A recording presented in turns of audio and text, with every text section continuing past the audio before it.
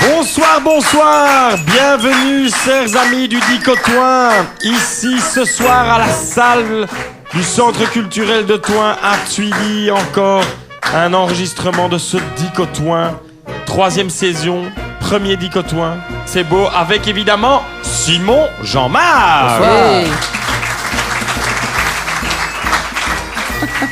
Adrien Laduron. Thierry Dussard. Bonjour, bonsoir. Le satirique Thomas Hermans. Bonsoir. La femme du groupe Poppy Jean-Marc. Oh, ça c'est gentil pour Dominique. Dominique, c'est Voilà. différent. Essaye de te rattraper La maintenant. présentatrice Oui. du groupe. Et bien sûr, Dominique, la présentatrice du groupe. Qui n'est pas une femme. Pierre Desjardins, qui est là, venu de Gauzé. Vous avez le bonsoir de ma femme. Enfin, pour terminer, le gars d'à côté, le pré de la commune de l'Aube, Jean-François Jeff Bury. Amis du soir, bonsoir. Et enfin, nous sommes là également avec notre invité, Pascal Autier. Bonsoir, Pascal. Bonsoir à tous. Tout se passe bien pour toi, Pascal? Oui, je suis très contente d'être là. Je vous remercie beaucoup Eh de bien, m'avoir voilà. invité. Ah. Pascal C'est vrai qui que avait- quand... Je voudrais faire une petite parenthèse déjà tout de suite. Quand j'ai appelé Pascal pour lui dire que toute l'équipe souhaitait qu'elle soit notre invitée, elle a vraiment été très émue et très heureuse. Voilà. Eh bien, c'est réciproque. Pascal qui est venu nous présenter, nous présenter son projet Vivéo, évidemment, et qui est venu nous parler un peu d'elle. Mais c'est vrai que ce projet, c'est un projet qui prend beaucoup de place. Et tant mieux, parce que surtout, il prend sa place à Thoin. Et Poppy, nous en reparlerons tout à l'heure. Qu'est-ce qui se passe? Ben, t'allais dire Je que vais- je te passe la parole, mais ce n'est pas maintenant. Pas du tout. Je passe la parole à Dominique, car nous sommes déjà dans une nouvelle définition. Merci Thierry.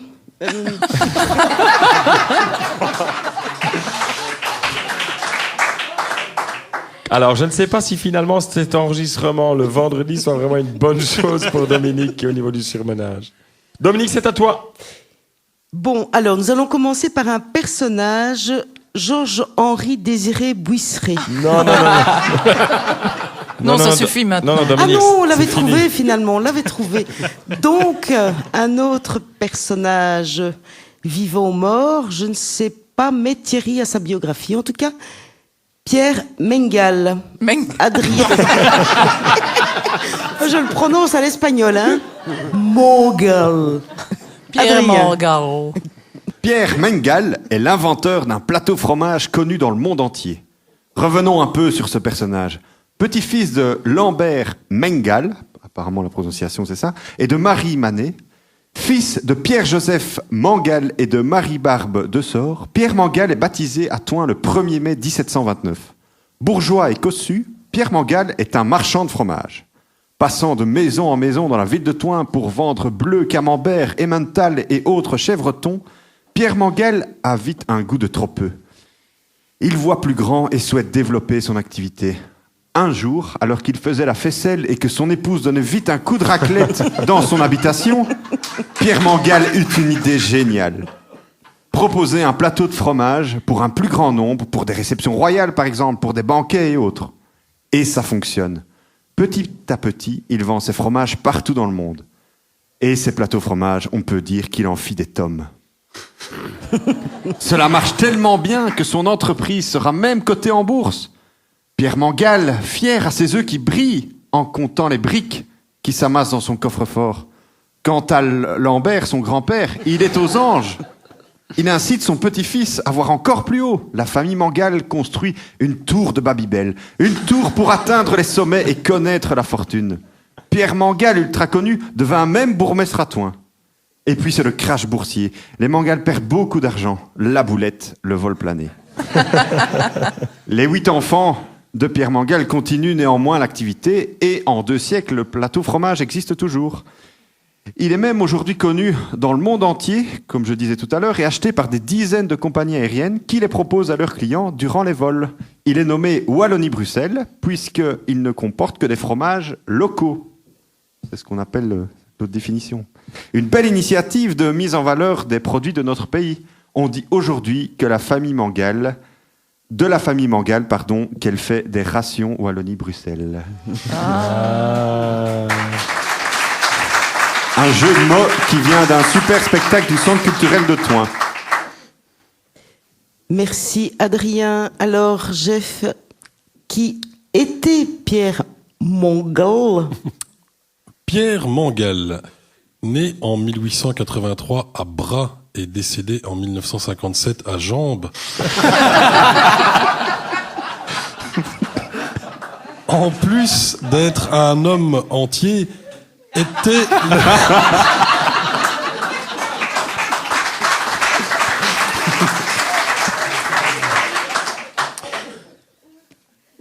le fondateur d'un des premiers magazines féminins, consacré aux règles douloureuses et abondantes, et paraissant chaque mois, il s'agissait donc d'un menstruel. Malheureusement, vu la conjoncture, il était en perte. Mais non, hein. Pierre Mangal était un diététicien, célèbre pour son régime à base de charbon de bois.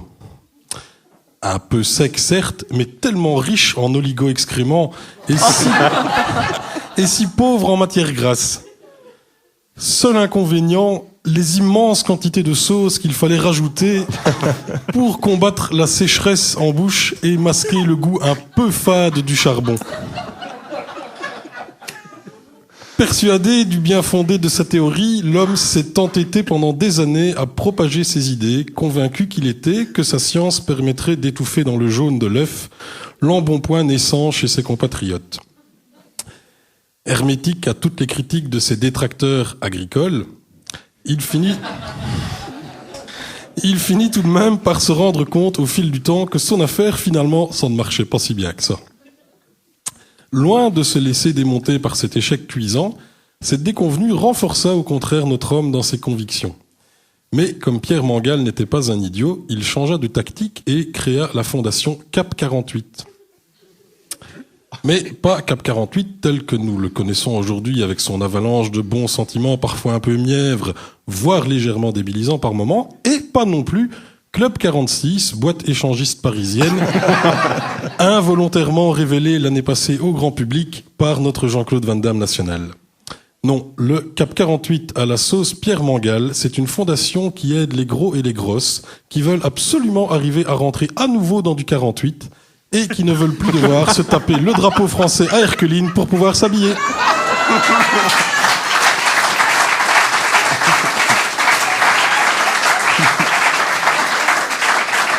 Alors, moi j'ai noté l'inventeur du CAP 48, c'est bien ça? Ouais, on va dire que c'est ça. Ou d'un régime, bien, on va passer directement à Thomas. C'est peut-être abrupt, puisque tout à l'heure, on parlait de régime... Alors, je tiens à préciser que ici j'ai utilisé un nègre qui est un ami à moi, à savoir Simon Abels, pour faire cette définition. Tout à fait. Et pas l'autre Abels, évidemment. Non. L'histoire de Pierre Mangal débute en Allemagne, en bordure du Danube, où il naquit en 1911. Cadet d'une fratrie de 3 petites têtes blondes, il est né sous le nom tristement célèbre de Joseph Mengele. Issu d'une riche famille d'industriels allemands, le jeune Joseph se voue corps et âme à la médecine à l'université de Francfort. Ses études lui promettent de grandes opportunités et la sombre carrière que nos manuels d'histoire nous ont apprise.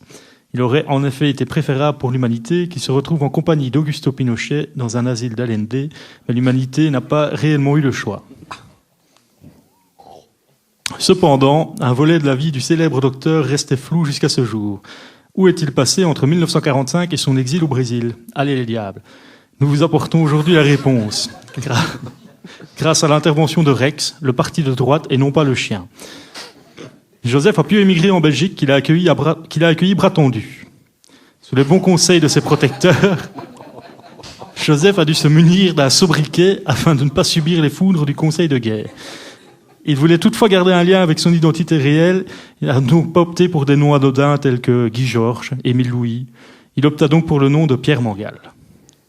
Mais pourquoi donc cet abominable individu est-il si célèbre dans nos contrées au point de nommer une rue de Tudigny de la sorte?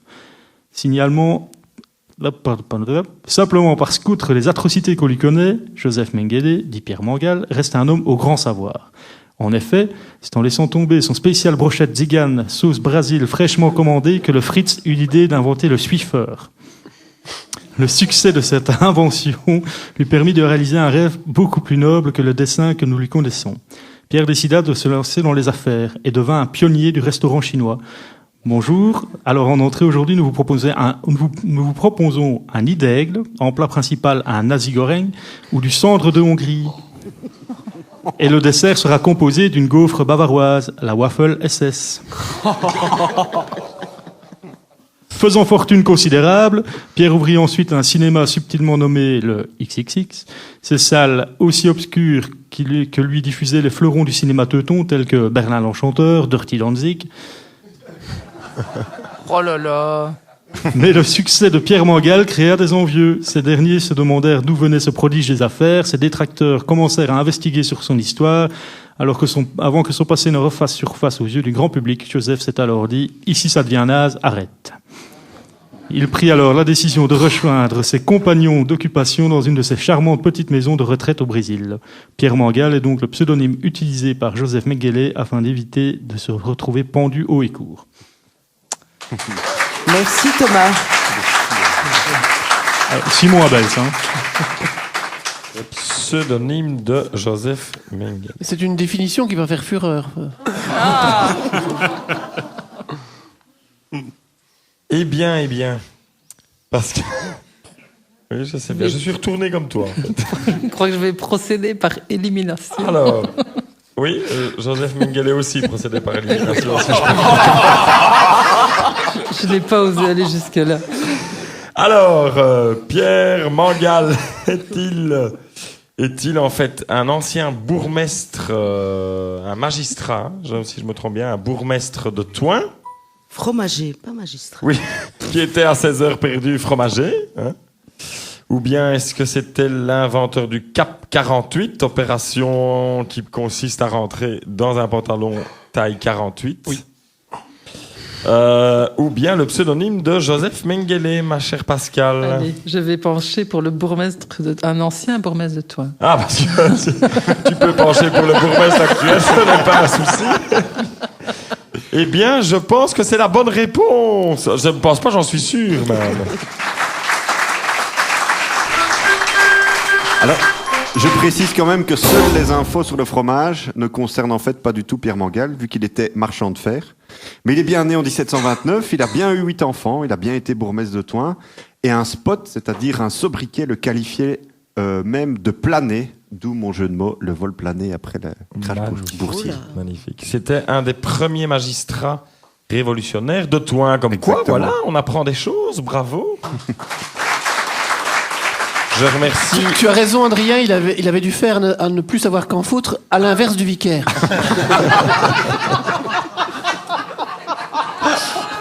Thierry. Ah là là. Eh bien, que dire d'autre? Que je voulais, c'est ça, tu m'as un peu coupé, Thierry, mais je voulais te remercier, toi, pour l'énergie que tu mets pour nous trouver des mots rocambolesques. T'entends des mots, je me dis, mais oui, il va aller chercher ceux-là. Et tu nous as trouvé Pierre Mangal. On pensait que Désiré Buisseret était le dernier homme connu de Thoin, mais on avait oublié cette rue de Pierre Mangal, qui est la fameuse, pour ceux qui peut-être ne la repèrent pas, cette fameuse montée qui va du viaduc, enfin l'ancien viaduc, enfin le truc qui est en train d'être en réparation, jusque la rampe Notre-Dame. Et voilà. J'ai encore quelques feuillets jaunis à ta disposition, Fabien. Voilà, avec plaisir. Ça va, Dominique? Dans les Ça va, toilettes mais du c'est toi Saint-Roch. qui vas introduire Poppy maintenant, hein, Fabien? Oui, Non, Fabien mais est dans les regardez, je pédales, voyais hein. que tu me faisais un petit clin d'œil, là. Pas du tout, en fait. Poppy, Oui, un Fabien. petit mot sur notre invitée, sur son projet, sur ce qu'elle est, ce qu'elle fait. Nous Oui, donc je t'écoutons. rappelle pour ceux qui ont loupé la première partie que notre invité Pascal a créé une ASBL à Thoin qui s'appelle Vivéo un endroit où tout est possible. C'est vrai, hein, Pascal? Oui, oui. Et Pascal travaille avec une équipe. Elle a commencé à la présenter tantôt. Elle nous a présenté la sophrologue et l'art thérapeute. Et maintenant, elle va nous présenter Jessica.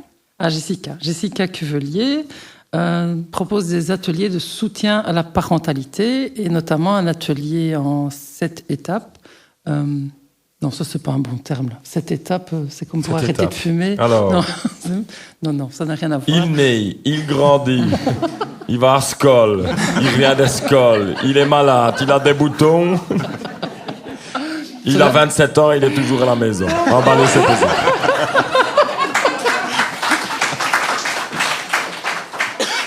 Les ateliers de soutien n'ont rien à voir avec ceux qui étaient faits chez Peggy Mode.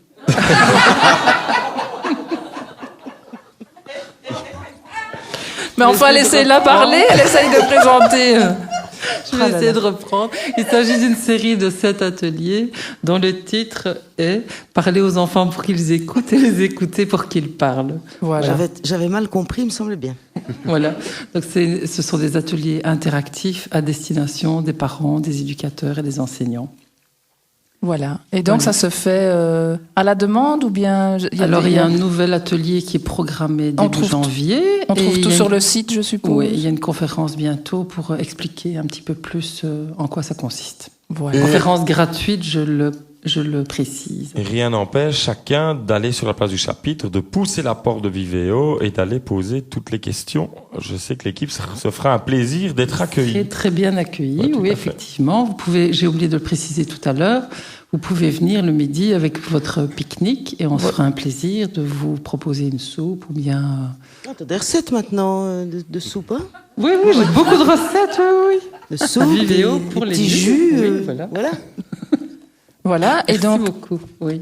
On termine l'équipe de 4 par toi, en fait, Pascal. Pardon?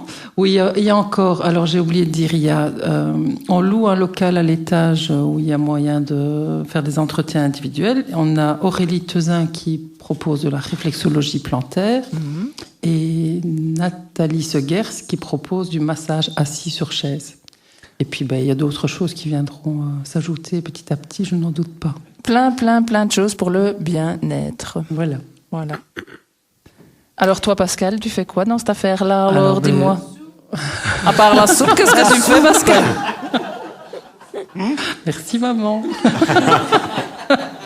Je t'ai reconnue. Je m'occupe de l'accompagnement pour les personnes qui sont en problème d'alcool, mais pas que. Oui. Je propose du coaching, donc c'est de l'accompagnement au changement, de l'accompagnement individuel. Je peux, à la demande, aller animer des groupes pour l'AEMO, tout dit jeune, etc. Je l'ai déjà fait à plusieurs reprises, pour les scouts aussi, à la demande, faire de la prévention.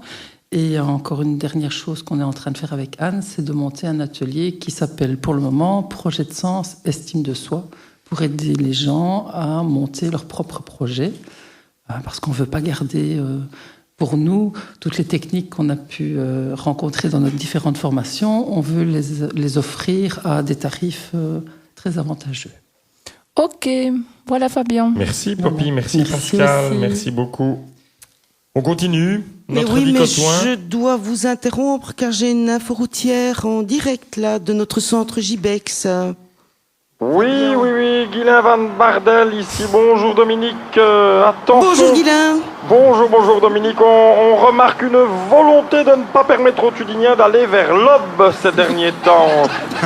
En effet, plusieurs feux créant des files de voitures, plusieurs travaux interdisant l'accès aux routes permettant d'aller chez nos voisins sont mis en place. Je crains que le seul accès possible pour l'instant est la Sambre et à la nage. Nous comptons prévenir la personne qui a installé un grillage devant le bâtiment de la Fédération Cynologique Internationale de Thouin pour l'instant que c'est un centre qui répertorie les races de chiens et qui ne les accueille pas. Il peut donc retirer ses grilles. Le bourgmestre en titre faisant fonction de tourisme et qui a du pouvoir dans un local de la Wallonie, vous voyez de qui je veux parler, a testé les difficultés des usagers à mobilité réduite ces derniers temps. Que ceux qui le croisent en voiture après le conseil communal, traversant la place du chapitre, sachent qu'il a terminé depuis longtemps ses tests et que c'est plutôt une capacité réduite du foie qu'une histoire de mobilité. Le viaduc sera terminé en 2019. Il reste encore à mettre la moquette, le toit, un ascenseur pour aller mettre les drapeaux au-dessus de l'édifice, un extracteur de fumée pour la Saint-Roch et un tapis roulant privé pour Jean-Jacques qui l'amènera directement au Lidl. Nous tenons à vous annoncer que la cendre va être vidée en dessous de celui-ci pour éviter l'humidité. Et voilà, JBEX 0800 6530. Merci Guylain. Merci à Guylain de toutes ces bonnes informations.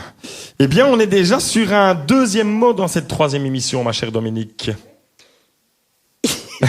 Non. Eh bien oui Fabien, et encore un mot, ici c'est un nom féminin avec un CH, donc c'est le mot orchite ou orchite, O-R-C-H-I-T-E. Moi je le prononcerai orchite, c'est plus élégant, mais enfin... Tu es gâté, Thierry, tu l'as... Eh bien tu l'estimes comment? bien non, c'est vraiment orchite. Orchite. Orchite est la traduction française de oh shit. Synonyme, m'a dit Monsieur Charles, de coquefredouille. Oh shit est ce qu'ont dit les Américains, obligés de décrypter pour la NSA tous les messages reçus de Belgique sur Facebook, Skype et autres réseaux sociaux et de vérifier s'ils ne sont pas subversifs. Surtout les Tudiniens. Voici quelques exemples extraits de Facebook. Vincent Crampon. Suis vieux. Philippe Blanchard, des frissons à entendre notre hymne national. Marie-Françoise Niquez, j'avoue que ça fait un petit choc. Karine Cossens, mais quel cirque. Paul Furlan, ils mettront également le feu le 5 octobre. Adrien Laduron, je m'y attelle. Je m'y attelle, c'est ça. Vincent Crampon, suis vieux. Michael Leclerc, tiens donc. Mais non, Fabien, c'est une maladie mentale chez les animaux, comme pour la vache folle ou le requin marteau. Mais non, c'est une histoire qui finit bien, comme pour le gynécologue qui était devenu riche après avoir attrapé la maladie de Parkinson. Mais non, c'est un agent double qui boit comme 4. Mais non, c'est un conseil de Béat.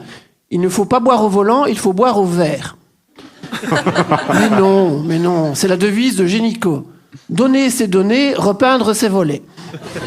Mais non, c'est une superstition, comme passer sous un camion, ça porte malheur. Mais non, c'est une accumulation, comme devenir presbyte alors qu'on est déjà casse-couille. Mais non, c'est une formule de politesse, comme merci d'être venu, inscrite sur la porte de la banque du sperme. Mais non, c'est une confiance en soi exagérée, comme péter en ayant la diarrhée. Mais non, c'est la tristesse d'un aveugle qui ne peut pas faire des sauts à l'élastique parce que son chien a peur du vide. Enfin voilà Fabien, j'ai fini pour aujourd'hui.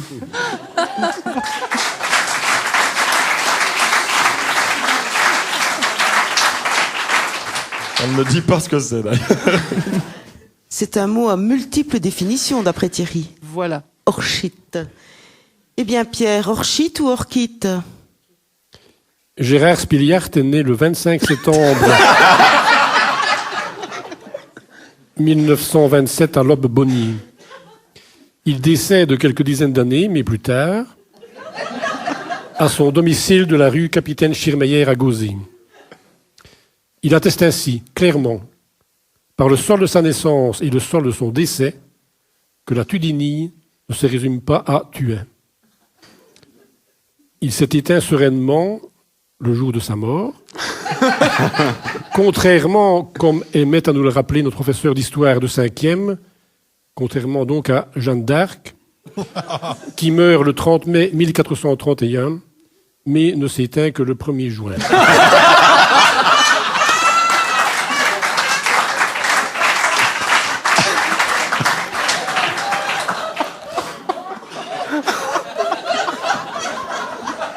Mais cela ne fait que quelques heures de délai, car heureusement, le mois de juin suit directement le mois de mai. Entre la date à laquelle Gérard Spiliart arrive sur la Terre et celle où il s'y enfonce définitivement, ce sont les 2 seules dates gravées sur sa pierre tombale dans le petit cimetière d'Aulne. Entre ces 2 dates, donc, il prend le temps de rencontrer, de séduire, d'aimer peut-être et d'épouser en tout cas, Jeanne Tarmand, dont on ne connaît rien, si ce n'est que son papa se prénomme Gilbert. Et, coïncidence tout à fait inattendue et surprenante, Jeanne Tarmand est le parfait anagramme de Jean Martane ou encore d'Anne Jean-Mart. Certains d'entre vous connaissent peut-être l'une ou l'autre. Gérard et Jeanne ont 2 enfants. On a complètement perdu leurs traces. S'ils se reconnaissent, parce que peut-être présents dans cette salle ce soir, ou parce qu'ils écouteront l'enregistrement, ils peuvent se donner à connaître. Mais qu'ils sachent bien qu'il n'y a aucune obligation à le faire, et même, pensons-nous, aucun intérêt.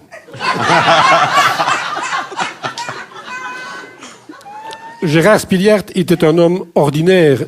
Et pourquoi n'évoquerions-nous pas, de temps en temps, un homme ou une femme ordinaire de notre environnement? Il était quelqu'un de normal, sa femme était normale, il avait un boulot normal, une maison normale, normale au point de faire dire à certains qu'il avait l'étoffe d'un président de la République française. Et s'il avait été président, comme me faisait remarquer ma femme, il aurait été connu, et de vous aussi. Mais il ne l'a pas été. Et vous ne le connaissez pas, et je ne vous en fais pas le reproche. On ne peut pas connaître tout le monde, ni tout savoir. Il n'y a pas de quoi en être heureux ou gêné. Moi-même, je ne connais pas tout, et je n'en rougis pas. Et je ne suis pas gêné de vous dire ce soir que je ne connais pas la définition du mot orchite.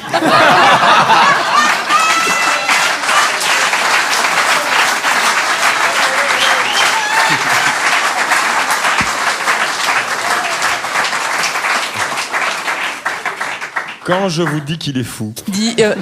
Il est Au bon sens incroyable. du terme. Il est de plus en plus fort, ce Pierre. Oh, c'est magnifique, magnifique. C'est donc une définition que tu ne connais pas, Pierre.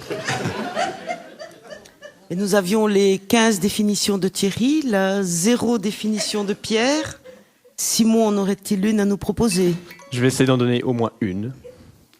Donc l'orchite. L'orchite est un phénomène que l'on connaît bien à Louvain-la-Neuve.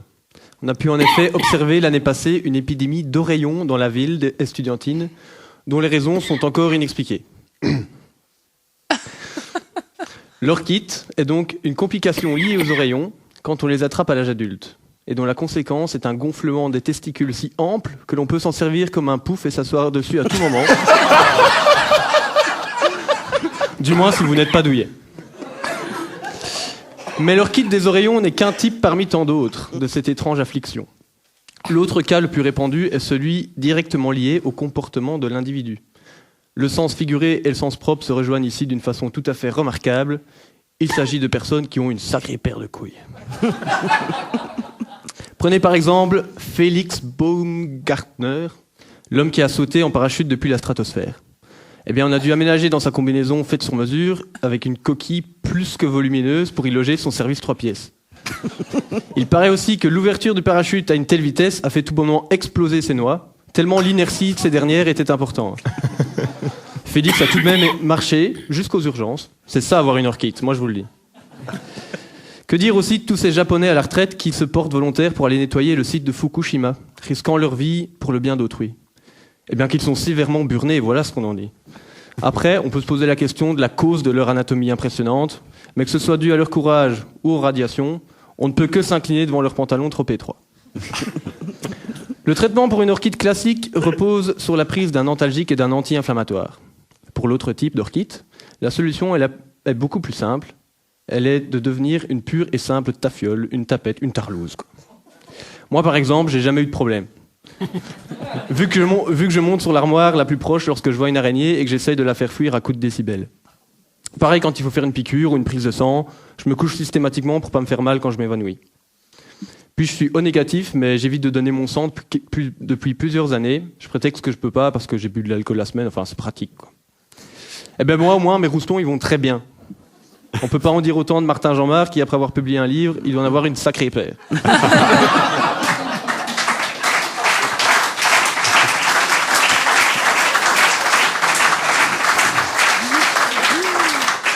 Et leur kit est donc, mon cher Simon? C'est une inflammation des testicules. Une inflammation des testicules. On a bien fait de venir. Et pour une fois, c'est la vraie définition. C'est pas moi qui suis. On avait entendu le petit gling-gling de la petite boîte à musique.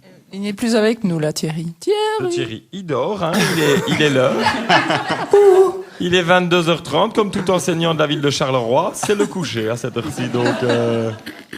Je veux savoir quoi?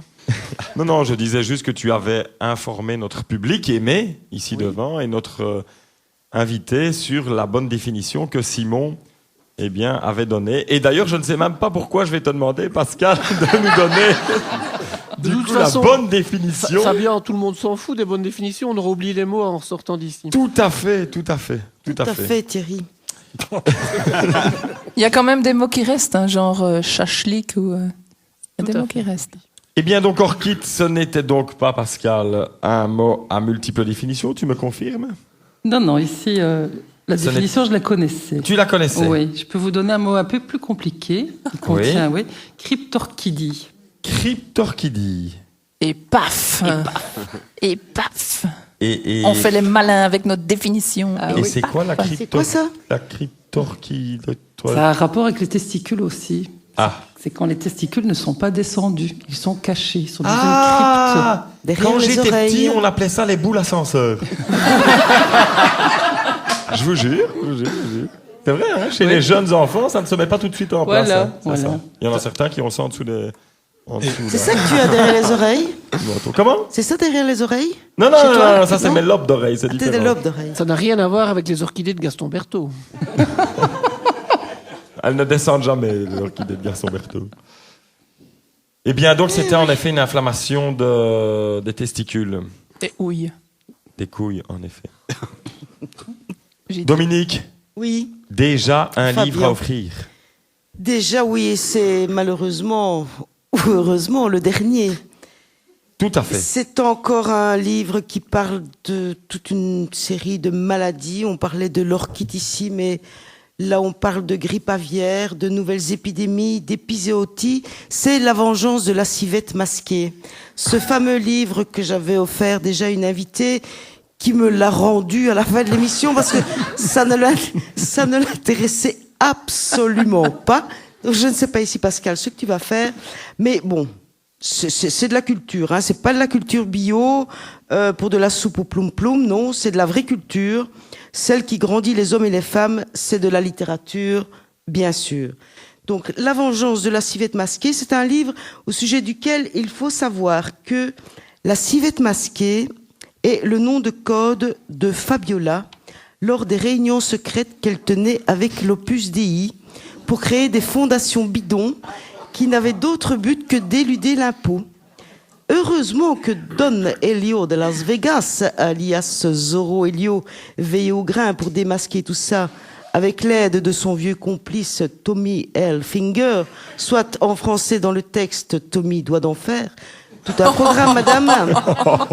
Tommy Hilfiger, donc, qui accepta de démasquer la vieille tarte et rendre au bon peuple de Belgique son dû, entraînant la désormais célèbre réplique de Tata Fabi, c'est pas juste.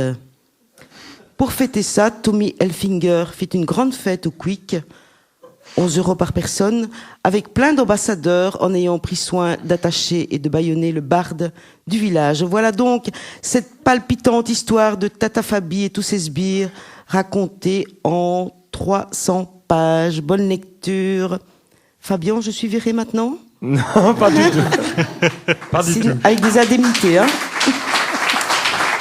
Merci. Mais je pense à un autre Tommy qui a invité ses petits copains, mais ça n'a pas coûté 11 €, mais 18 000 € à l'hôtel de ville à 18 000 Charleroi. 11 €, c'était par personne, hein. Le Quick est vraiment oui. cher. Hein, Le Quick est de plus en plus cher, De je plus trouve. en Oui, plus. oui. Dominique, j'ai pas compris pourquoi tu as dit Tata Fabi, son vieux complice. Et c'est un euphémisme. Eh bien, On a du mal à vous suivre, hein, parfois. comprendra qui comprendra. Ma chère Dominique, merci pour ce livre. Merci. Eh bien, de rien, Thierry. Merci Pascal pour ta présence déjà dans cette troisième émission du Dicotoin. On se retrouve tout à l'heure avec évidemment Simon Jabard, Adrien Ladureau, Bonsoir. mais également Pierre Desjardins, Jeff Bury, Thierry Dussard, Bonne nuit à tous.